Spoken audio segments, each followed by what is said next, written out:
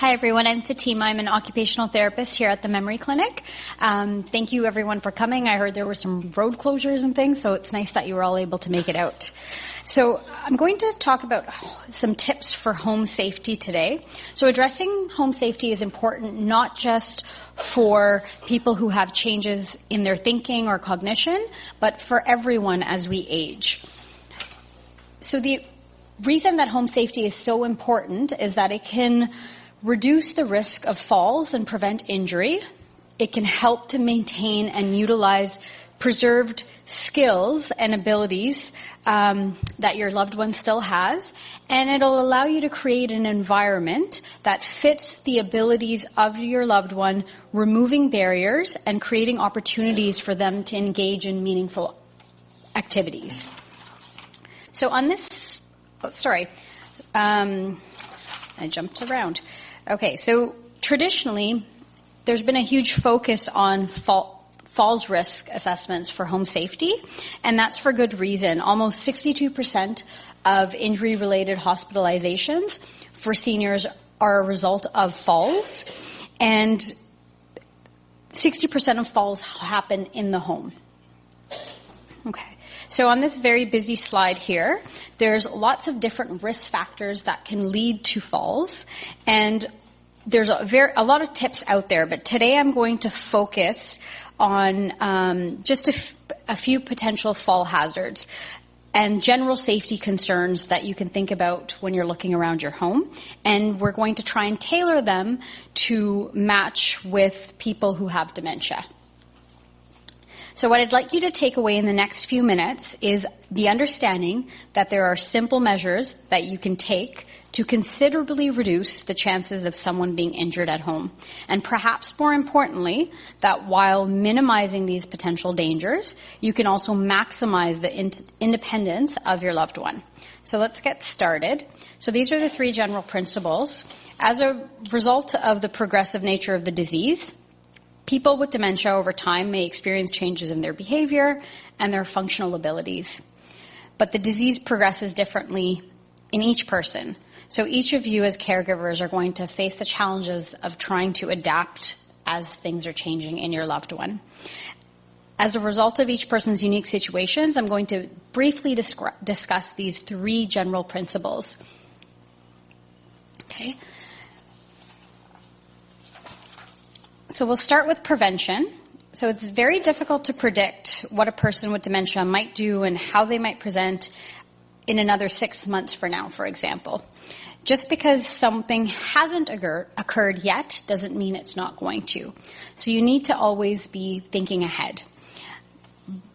By checking the safety of your home regularly in a preventative manner, it will help you take control of some of the potential problems that may create some hazardous situations. So we usually find that it's more effective to try and change the environment than to try and change most of the behaviors that you might start to see. While some dementia behaviors can be managed with medications, there's others that may not. And you can try and decrease some of the hazards and stressors that accompany the behavioral changes just by changing the environment. Okay?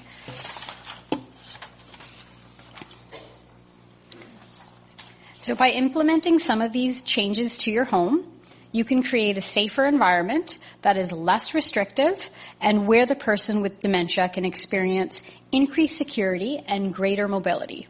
And so by minimizing the potential dangers, you can actually maximize their independence.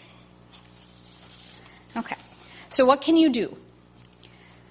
Well, prevention begins with a safety check of every room in your home. There may be many room-by-room checklists available that you can find online and in different other areas that will alert you to potential hazards and to help you record any changes that you need to make. Checklists can cover a wide range of safety concerns that have the potential to arise. So to avoid feeling overwhelmed, keep in mind that it may not be necessary to make all of the suggested changes. It's important for you as caregivers to make adaptations that modify and simplify without severely disrupting the home, because too much change can cause confusion. And you don't have to make these changes alone. you can try and enlist the help of others.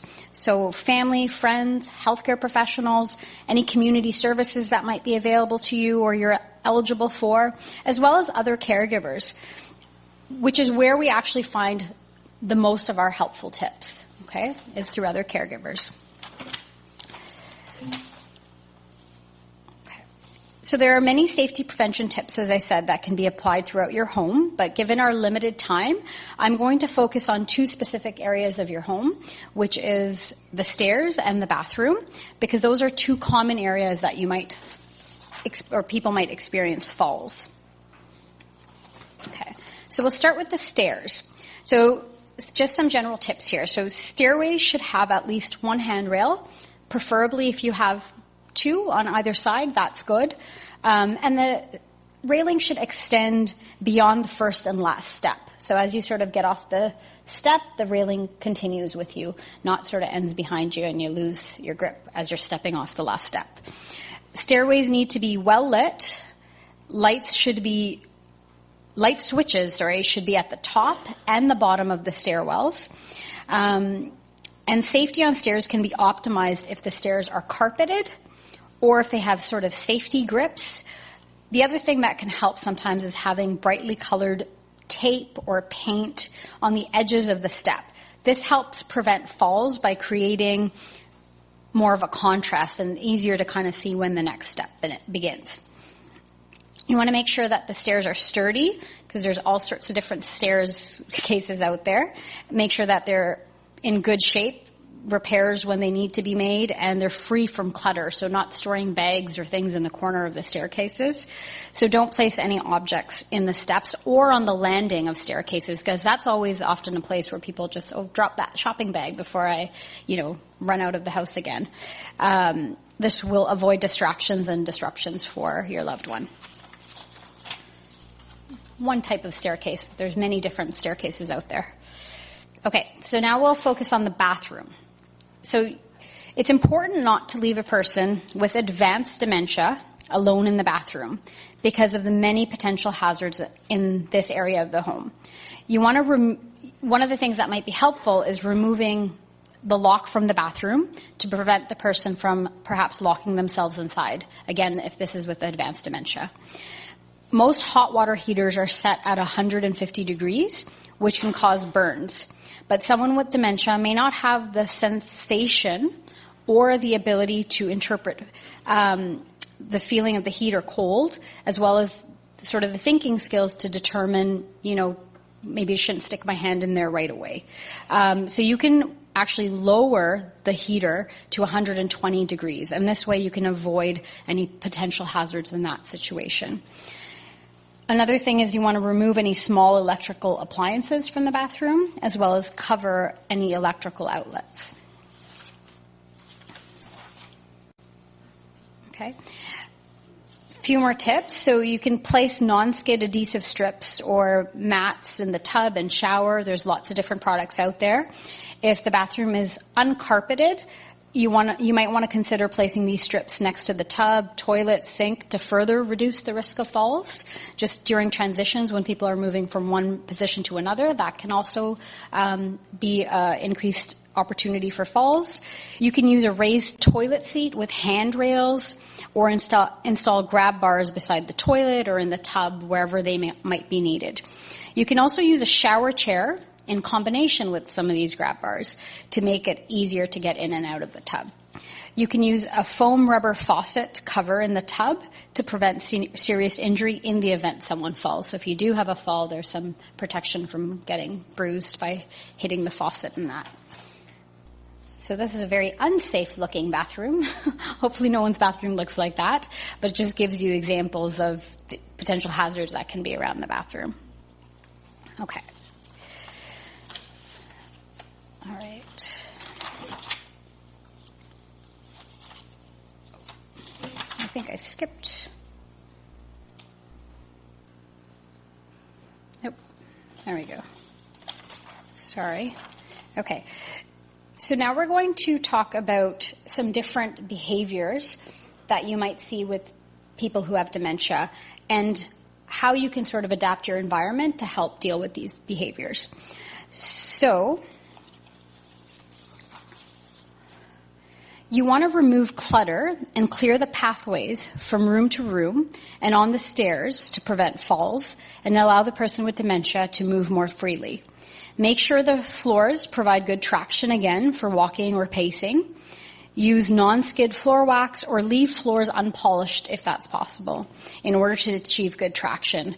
You want to secure all rug edges, and remove any throw rugs that are removable. I know people love their rugs, but that's usually a real risk for falls that we hear a lot about people falling when they trip over rugs that aren't secured. So all of us, but especially someone with dementia who has an increased risk for falls, should be wearing non-skid shoes or sneakers. Ensure that footwear fits well and that the shoes aren't worn out, laces are tied up, straps are fastened, and the heel is minimal, if not flat. Okay. You want to place locks on the door higher or lower, which will kind of take it directly out of the sight of the person, so less likely to try and get out. You can use door alarms such as loose bells above the door or devices that ring when the doorknob is touched or when the door is opened. You can divert the attention of the person with dementia away from the door by placing scenic posters on the door, placing removable gates or curtains or wallpaper that matches the adjoining walls so it doesn't really look like an exit. You can also place signs on the door if the person's at the level where this would be helpful, where they say stop, closed, or some kind of general shape or color that resembles a stop sign, which might help deter them from trying to exit. You can install safety devices found in hardware stores to limit how much windows can be opened. And the Alzheimer's Society of Canada has partnered with Medic Alert, which they have a booth here today, on a Safely Home program, and you can get some more information from them as well.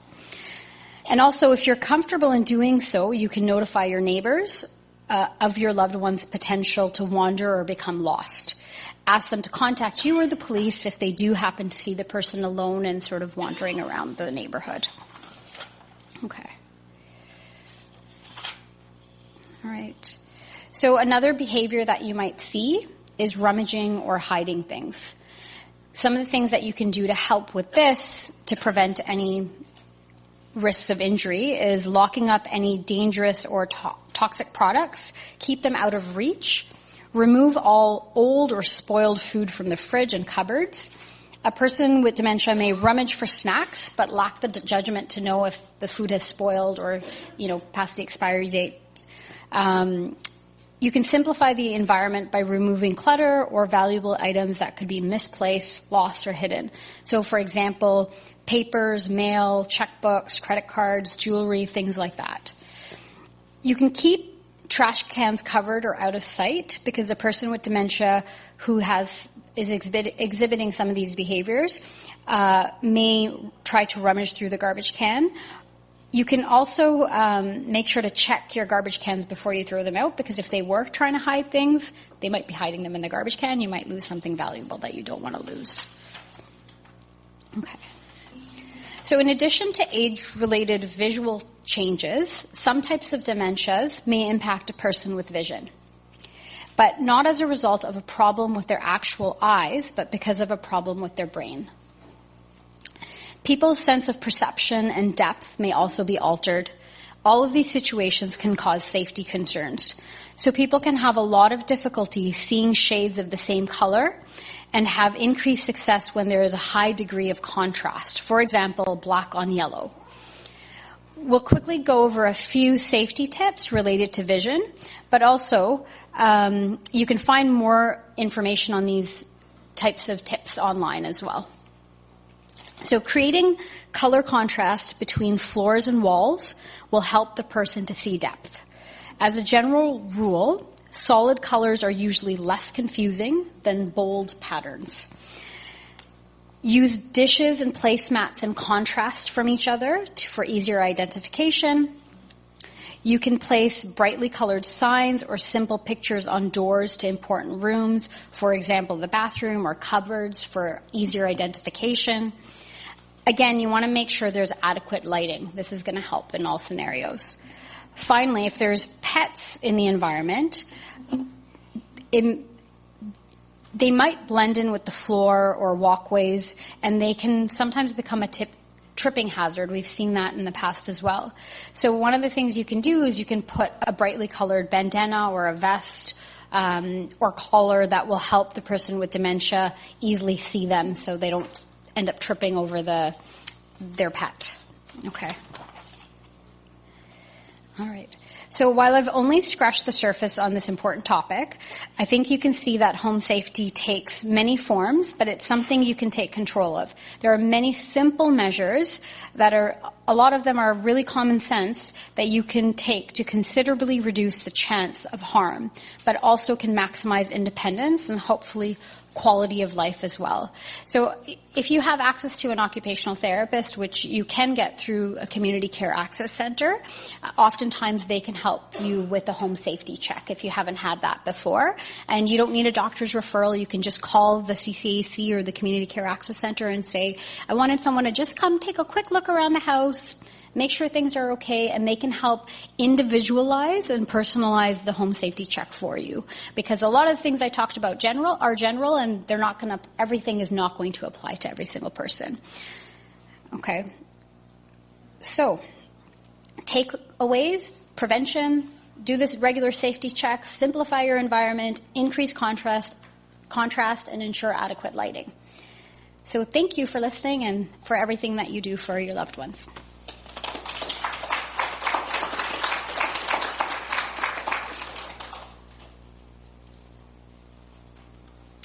And I think the next person is out of the room